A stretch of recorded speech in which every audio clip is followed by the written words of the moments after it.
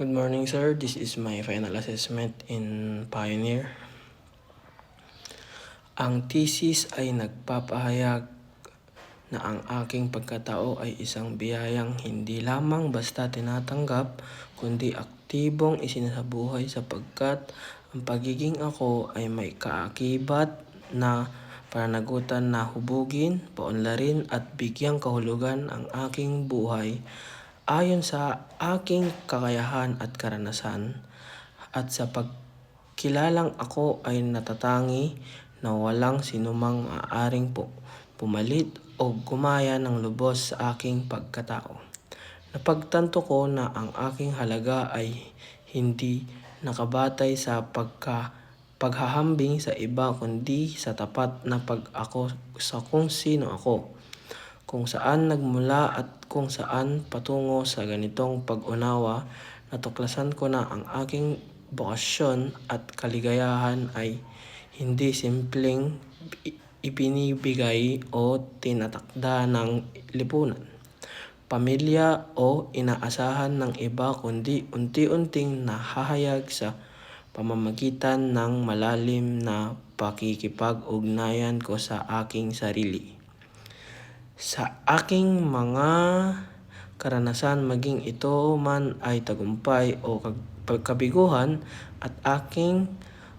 ugnayan sa kapwa, sapagkat dito ko natutunang kilalanin kung ano ang tunay na mahalaga. Ipinapaalala rin ng thesis na hindi ako nagiging ganap kapag iniiwasan ko ang ako sa responsibilidad at mga hamog ng buhay, dahil tunay na paghubog ng pagkatao ay nagaganap lamang kapag ako ay handang pumili, manindigan at managot sa aking mga desisyon, kahit pa ang mga ito ay mahirap at puno ng pag-paalilanlangan. Higit sa lahat, binibigyan din ng thesis ang katuparan ng aking pagkatao ay hindi matagpuan sa panggagaya sa landas ng iba o sa pagsunod lamang sa panlabas na pamantayan ng tagumpay, kundi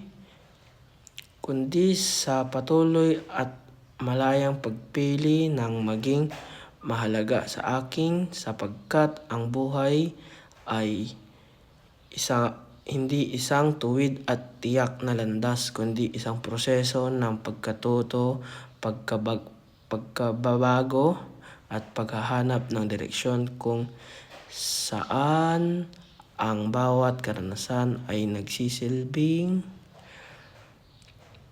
gabay upang mas lalo kong maunawaan kung sino ako at paano ko nais isabuhay ang aking pagiging tao sa isang makabuluhan at may saysay na paraan.